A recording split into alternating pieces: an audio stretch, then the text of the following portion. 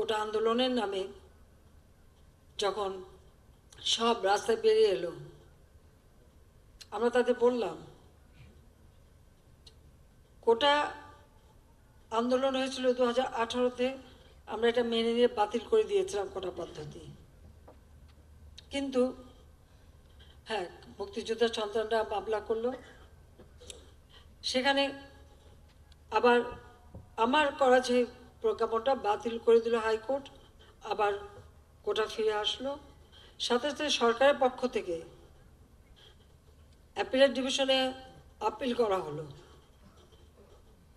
Appeal করা হলে পরে হাইকোর্টের রায়টাকে সাসপেন্ড করে দেওয়া হলো। কাজে আবার সেখানে কোটা পদ্ধতি বাতিল হয়ে গেল এবং পূর্ণাঙ্গ শুনানির তারিখও দেওয়া হলো। 5 জুন এই রায় হয়েছিল। পুরো জুন মাস চলে গেল। জুলাই মাসের 7 তারিখ থেকে হঠাৎ দেখি আবার কোটার জন্য আন্দোলন। যখন কোটা পদ্ধতি নাই, তখন কিন্তু কোটা পদ্ধতি নাই, কিন্তু তখনই আন্দোলন। আর আন্দোলন না, সেখানে দেখা গেল ঝাঁকে ঝাঁকে সব জড়ো হয়ে যাচ্ছে। শিক্ষক থেকে শুরু করে গার্জিয়ান থেকে শুরু করে সবাই, অনেক শিশুদের নিয়েও হাজির হচ্ছে। আমার খুব সন্দেহ হলো যে এটার পিছনে অন্য কিছু আছে। আমি সেটা বেড়ে হচ্ছিলাম, তাহলে এই ছেলে মেয়েদের ভবিষ্যৎ কী হবে?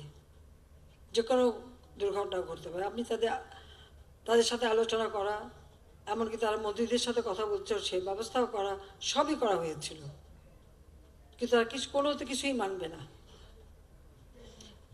হাইকোর্টের যে তারিখ, সে তারিখটা এগিয়ে নিয়ে আসা হলো। এগিয়ে নিয়ে এসে অ্যাপিলেট ডিভিশন চেম্বার জাজ থেকে রায় দেওয়া হলো। ঠিক যা চেয়েছিল তার থেকে বেশি দেওয়া হলো। তাদের এক দফা দাবি ছিল কোটা সংস্কার, সেই যে দাবি করেছে সেই দাবি সংস্কার করে দেওয়া হলো। কিন্তু সেই সংস্কার করে দেওয়ার পরেও তাদের আন্দোলন থামে না, দাবি থামে না।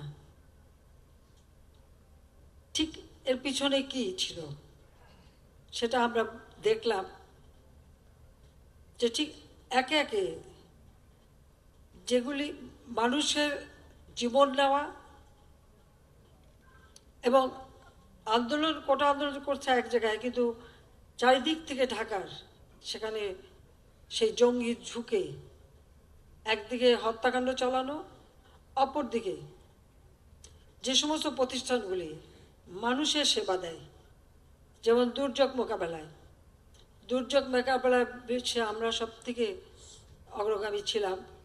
আমাদের সামনে ঘূর্ণিঝড়, জলোচ্ছ্বাস যে কোনো সময় আসতে পারে, কিন্তু আমাদের ডিজিটাল পদ্ধতিতে এত চমৎকার সিস্টেম আমরা তৈরি করেছিলাম যে কোনো মুহূর্তে বাংলাদেশের যে কোনো জায়গার এই ঝড়, জলোচ্ছ্বাস, বন্যা সমস্ত খবর আমরা পেতে পারবো, তাৎক্ষণিকভাবে তাদের সহযোগিতা করতে পারবো।